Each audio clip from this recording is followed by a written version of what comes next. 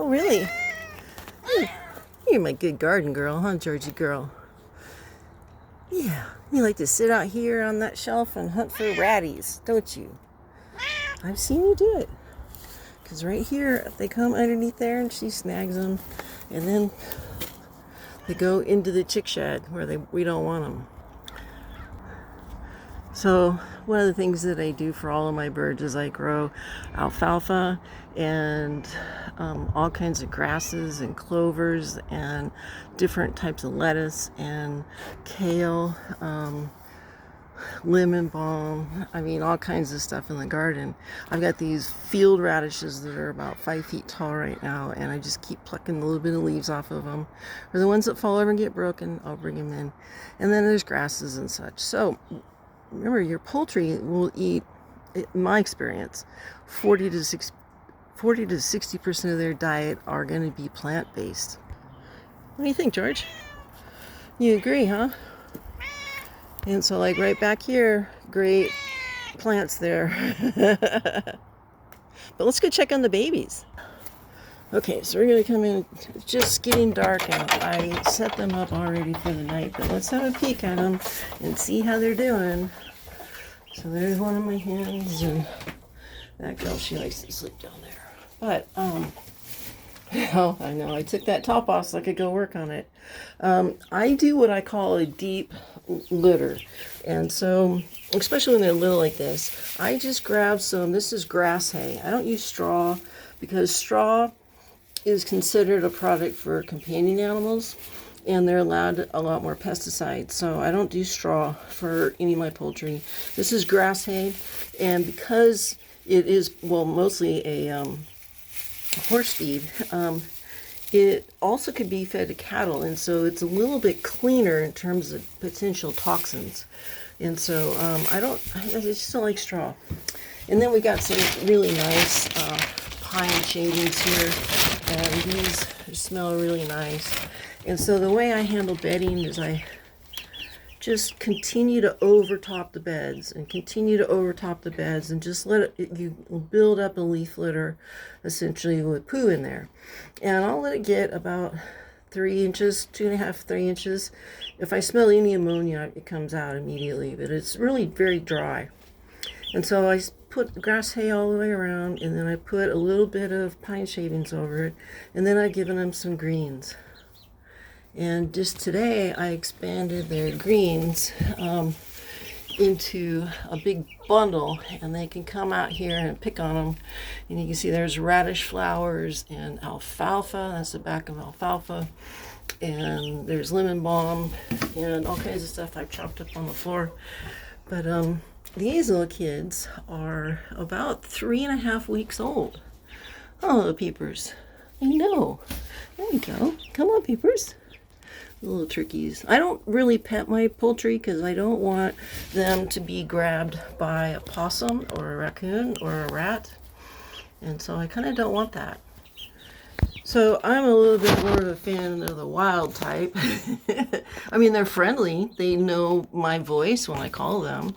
And they know to like come running when I, holler at them and say, hey, come on, babies. Come on, peepers. Chicks. Come on, peepers. So I got 2 turkeys, one for me and Dr. Val, and then I've got 5 barred rock hens, replacement hens. And so we've got this tied up, and it's down pretty low to the ground, right? Because they're standing here. And I could make it higher, but honestly, this is good because it holds these plants in place and gives them something to like pluck on.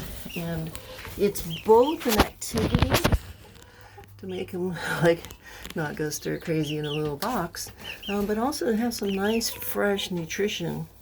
They do get some sand, river sand that I have to get their gizzard working, and that goes into their pellet bin right there. And of course they still have a heat light, but today I just took the chain and I stepped it up another notch, and because just every week want to step it up a notch. And then the same up here, you can't see it, but there's a screw right there, and I always use a chain, and so I can move up 1 or 2 links and raise the feeder up higher for them. So, yeah, pretty soon I'm going to convert them into this big, tall silo feeder because it's got a wider trough, and that's what the turkeys are going to need.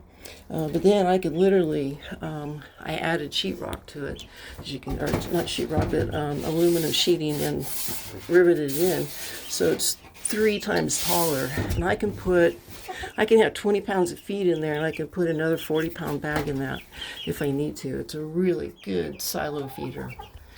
Yeah, but pretty soon this tray right here where the birds feed from will be a little too small for the turkeys because their heads will outgrow it. And we'll go over to the big guy. So I'm just sharing how I grow my babies, and I love giving them fresh greens. As you can see, they just make the really nicest little noise. They're happy babies, very content. They're all curious. And this is so good for the baby turkeys. Everybody says don't grow turkeys and your laying hens together, but the turkeys learn by watching the hens.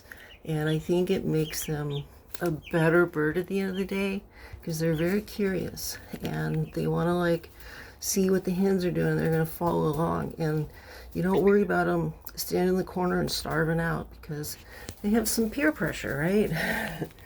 And monkey see, monkey do. And like when a bunch of them go around, the turkeys join in around, and it's good for them to be in a flock. So I know that there's disease reasons, and then later the turkeys can be a little bit aggressive to the hens, but I don't really see that on my birds. And I guess I'm running a smaller operation, not worrying about it too much. But my birds have a lot of activity to keep them from picking on each other. But this is just exactly one of my favorite ways to feed the babies. And this will be just about picked clean when I come out here in the morning. But it's really natural feeding. Lots of good nutrition there that just came out of the garden today. So everybody looks swell. See, the turkeys are going to go over and mimic behavior. It's exactly what you want.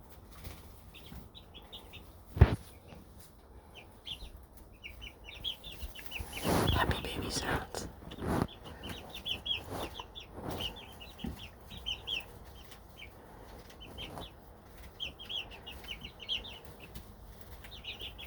Pretty soon the turkeys will be like those Ewoks, really tall, long-legged critters that's taller than everybody. They're headed that way already. I just love having babies like this every year. It's very soothing and it's fun, and turkey tastes great. Alright guys, I'm Time Girl Deb, signing out. So you can see everybody's getting kind of fed up, literally, and they're going to go take a nap. But it's good because everybody's got nice fresh stuff. Alright guys, love you. Talk to you later. Bye-bye.